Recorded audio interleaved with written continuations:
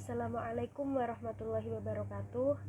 Saya Ainun Ma'rufah dari Fakultas Ilmu Sosial dan Ilmu Politik dari jurusan Hubungan Internasional kelas A1. Di sini saya akan menjawab pertanyaan dari mata kuliah KNU-an 3. Soal nomor 1. Dalam suatu riwayat bahwa Imam Syafi'i berpendapat bahwa mengirimkan pahala bacaan Al-Quran kepada mayit adalah tidak sampai. Bagaimana pendapat Anda?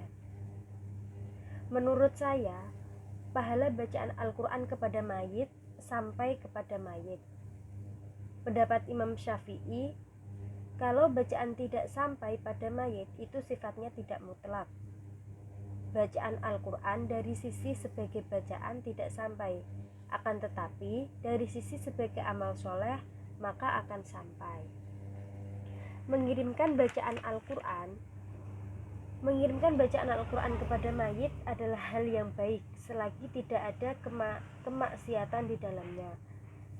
Sampai atau tidaknya doa yang kita kirimkan kepada mayit itu hanya Allah yang tahu. Soal nomor 2. Jelaskan argumen orang-orang yang menolak tahlilan dan bagaimana menurut Anda.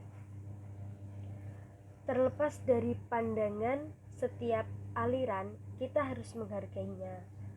Ketika ada yang bilang bahwa tahlil itu bid'ah, kita jelaskan sesuai apa yang kita pahami. Pahala tahlil akan sampai kepada mayit dan bermanfaat baginya. Mereka mau menerima atau memahaminya sudah menjadi pemikiran dan pedoman mereka. Keberadaan tahlil adalah salah satu wujud keberhasilan Islamisasi terhadap tradisi-tradisi masyarakat Indonesia. Soal nomor 3. Bagaimana posisi tawasul di antara doa-doa yang lain? Apakah sangat dianjurkan? Atau bagaimana? Jelaskan dalil-dalil yang memperbolehkan tawasul. Tawasul adalah alternatif dalam berdoa dan bukan merupakan keharusan. Banyak sekali cara berdoa agar dikabulkan Allah, seperti berdoa di sepertiga malam. Demikian dengan tawasul adalah salah satu usaha agar doa yang kita panjatkan dikabulkan oleh Allah.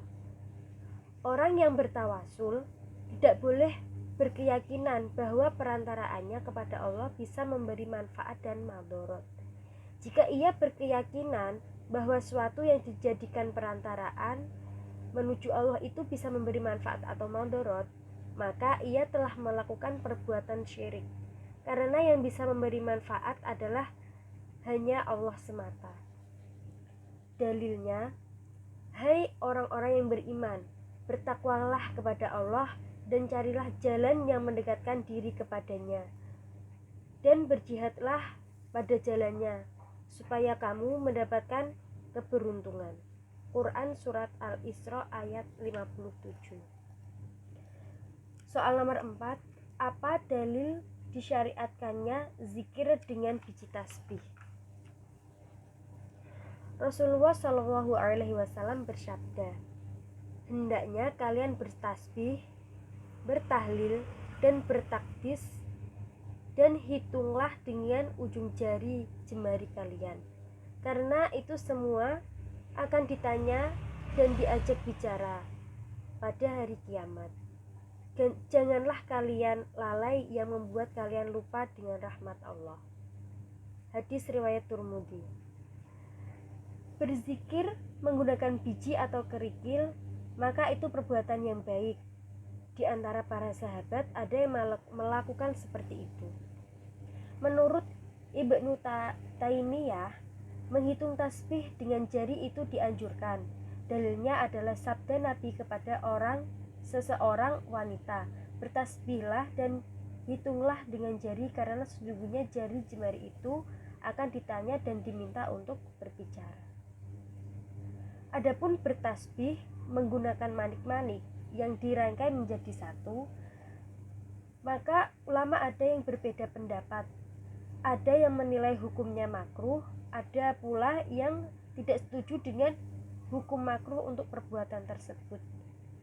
Menurut pendapat saya, jika orang yang melakukannya itu memiliki niat baik, ikhlas, maka berzikir dengan menggunakan biji tasbih adalah perbuatan yang baik dan tidak makruh.